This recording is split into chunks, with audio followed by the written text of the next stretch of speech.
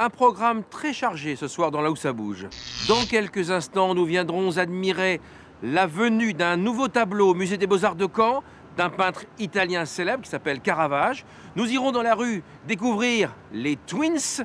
Et puis ensuite, nous irons au Boréal. Les Boréal qui proposent 2 expositions, l'une à Bayeux, l'autre à l'Artothèque de Caen. Comment le monde se parle? Comment le monde se nargue? Bonjour à tous, nous sommes les Twins. Nous sommes chanteuses de raga dancehall hip-hop. Comment le monde se parle? Comment le monde se nargue? Maquillant tous ces drames, la censure en est son arme. Comment le monde se parle?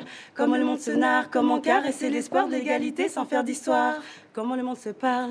Comment le monde se nargue? Maquillant tous ces drames, la censure en est son arme. Moi c'est Diamant Noir et moi c'est Missia. Il sera question de photographie aujourd'hui dans Là où ça bouge avec 2 expositions dans le cadre des 24e Boréal.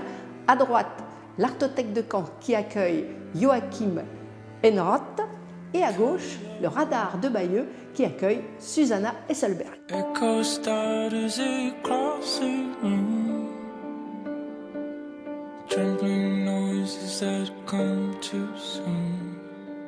Joachim Enroth est un photographe suédois atypique. Ses œuvres se lisent sous forme de séries, toujours très différentes. L'Artothèque de Caen propose une exposition intitulée « Murmurer le vide » jusqu'au 23 décembre.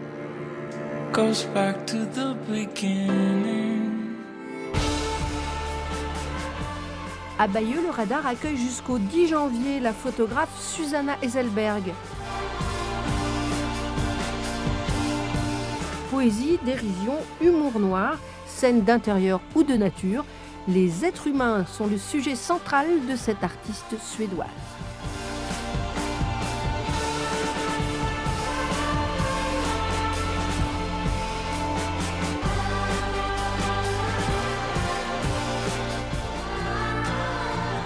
Dis-moi pourquoi on a souvent le réflexe de l'indifférence. Complexe d'insouciance, en ce moment les sous ces tendances. Et si ma foi t'en accroît à moi, garde-toi d'en faire écho. Là où ça bouge au Musée des Beaux-Arts de Caen pour vous parler de peinture. Le tableau, le mariage de la Vierge Marie du Pérugin va partir à Milan. Mais Milan nous prête déjà un Caravage, ça s'appelle le souper à Emmaüs. Et autour de cette toile exceptionnelle, le musée a imaginé plein de choses.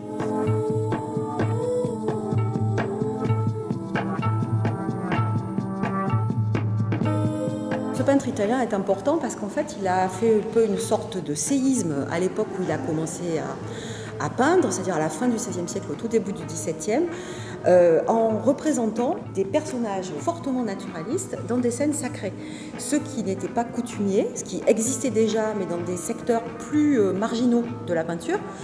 Là, il a donné à voir des scènes du quotidien.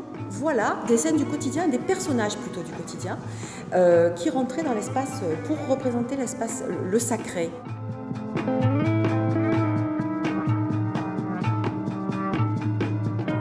Est-ce qu'on peut dire que le Caravage, c'est un des premiers peintres qui a vraiment travaillé sur le clair-obscur, sur cette façon d'utiliser le noir, le brun, Disons qu'il l'a utilisé d'une manière systématique. Il en a fait un style, des ambiances sombres, comme ça existait déjà, mais c'était plus dans des domaines plus marginaux. Lui, il a utilisé ça de manière systématique et pour des scènes sacrées, d'ailleurs pour ce qu'il y a de plus noble en peinture à cette époque-là. L'expérience Caravage, c'est jusqu'au 16 février ici au Musée des Beaux-Arts de Caen. Il y a autour de cette expérience Caravage un ballet de danse d'Alban Richard, des vidéos de Bill Viola, tout plein de choses que vous retrouverez avec les informations ici, comme d'habitude. Je suis morte parce que je n'ai pas pu affronter la réalité des choses. Colette Garrigan propose sa version de Lady Macbeth, reine d'Écosse, demain à l'archipel de Granville. Et en plus, j'ai laissé mon pauvre mari tout seul. D'après Shakespeare, bien sûr. Pas glorieux. La foule réunie, spectateurs du vide, pesant dans l'arène. Vous avez envie de réussir dans la musique? Oui, oui. Ah, ouais. Ah, on est passionnés, on ouais. est des passionnés. Ouais.